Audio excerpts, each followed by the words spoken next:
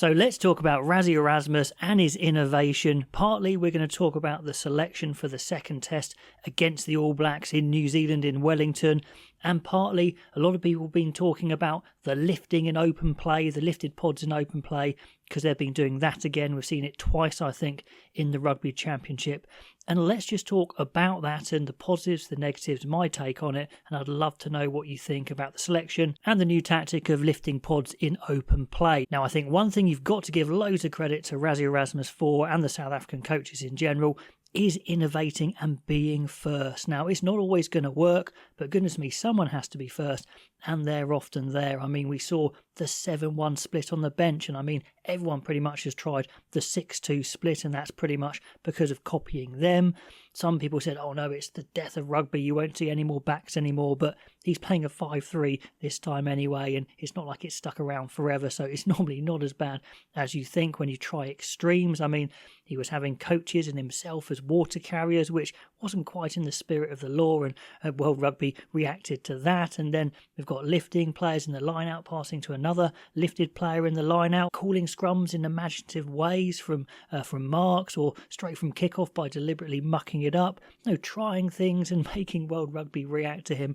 I absolutely love it, because if it's not illegal, you might as well try it and see what happens. And often World Rugby has to change and amend laws because of him and because of innovation, and that's partly why rugby union's never going to be made that simple law-wise, because otherwise you leave open too many loopholes for exploitation, which is the job of a professional coach. Anyway, before we come on to lifting pods in open play, let's talk about this selection, and is it a reaction to them losing against the All Blacks? Why is it out on Monday? Well, it's because he was going to make most of these changes anyway. He said it in his press conference. He said maybe there's a couple of differences, but I was going to change my squad for the second game. Is it disrespectful to New Zealand, who probably aren't going to make wholesale changes? I mean, Taylor's out, Narrower's out. That's why I've crossed them out, and it's greyed out because we don't know their squad.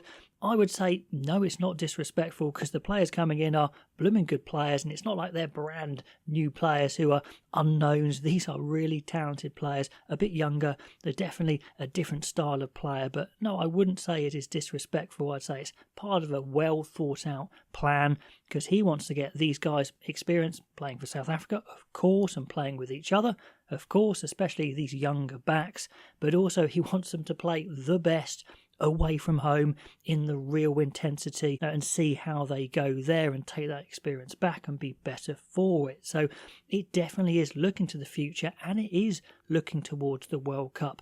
He has said it a number of times. Of course, he wants to win in the short term. He's not going to retire older players just because they're older, but it is building a squad ultimately towards the next World Cup.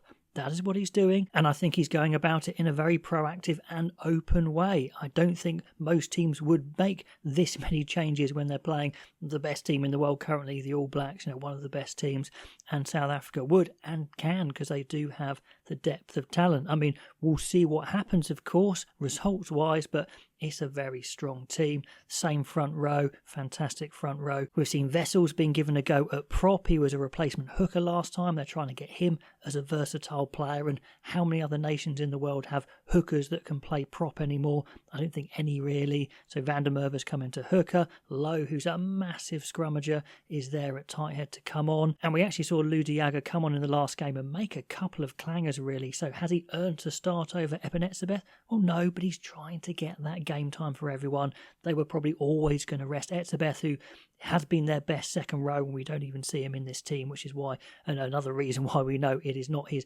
best team as such. He is trying to get these players on the pitch. Visa is back at 8, who has been their go-to 8 ever since Vermeulen retired. Visa has stepped up and been the man. We've had Rus have a go at it, probably slipping away there. Maybe we'll see Hanekom come back into it, but Visa has been the man, so he is the starting 8, and this pretty much is the starting back row, which is very strong. Reinach's been excellent every time he's come on, so I think that's fine to switch them. And then the back line. a completely new look backline. We see no Diolande, we see no Creel, no Pollard, not even on the bench. That's because they're trying new players or newer players in a different style. And it's the style we saw in the first game, I'm pretty sure, where Libbok was spreading the play from left to right, and it was actually going pretty well until maybe he gave that big interception pass and it fell apart a bit. And we will see a lot more ball movement because otherwise it's wasting the talent here. Feinberg Magomezulu is a good all-round player. He has got a big kicking game as well, no better than Libbok's maybe. But he can throw a few rash offloads. He can be a little bit, too flash sometimes. So that's something he's going to have to rein in. But he does have all the skills and physical ability. Willemser and Moody, that's a ball-playing midfield for sure.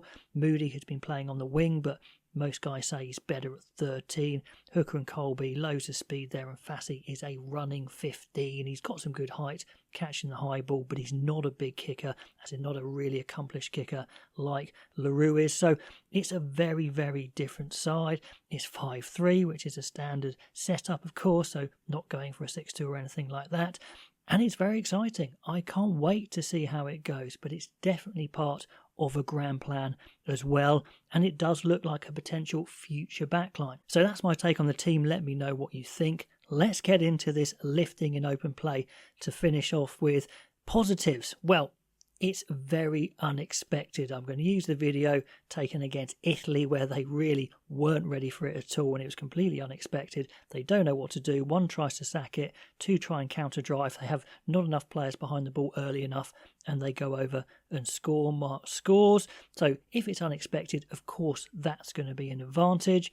What else is an advantage? Well, you can set up a maul on the ground for sure, but it gives you so much more time because the key is when you lift a player, you cannot touch as a defender the lifters or the lifted player until that guy returns to the ground. I mean, you're meant to return them to the ground immediately, but that's a bit of a fine line, so you can hang him up there for a fair while, to be honest. So you just can't touch him, so you've got so many options. Let's also think about the initial pass from the scrum half to the lifted player. It's going to be very high. It's going to be almost impossible to intercept, so you could make it really flat right on the gain line and just throw that pass up knowing it's going to make it. And then, of course, because the catch is up so high, he's got an amazing angle to pick out loads of passes, a good range of passing to guys running off him, pretty much like peels off a line out. You can run all sorts of line out type plays off a lifted player. But yes, I think there's some definite negatives as well, mainly because it slows down the attack a lot. And once teams are training, getting ready for this sort of thing, they do have quite a lot of time to defend it. I mean, the All Blacks messed up the maul that South Africa set up off it fairly well in the last game. The lifting pod, when they popped to a runner in one of the first games, was fairly easily defended because the defenders had plenty of time to flood through to get in the passing lanes, and it was all slow and there wasn't really much momentum. So definitely, if you're doing this sort of play, I think kind of in the middle of the pitch with quite a long way to the try line, I'm not sure it's a real go-to.